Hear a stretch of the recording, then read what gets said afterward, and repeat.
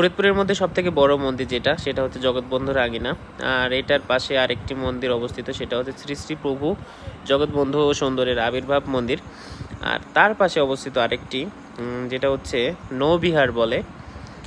এটা নাকি আমি শুনেছি যে জগৎবন্ধু যখন পদ্মা নদী পার হয়ে পাবনার ওই দিকে যেত, তখন এই নৌকাটা ব্যবহার করত তার সখাদের নিয়ে, সঙ্গীদের নিয়ে। ওই যে দেখতে পাচ্ছেন, তিনি হচ্ছে মাঝে বসে আছে, আর তার কিছু বাণী এখানে আছে।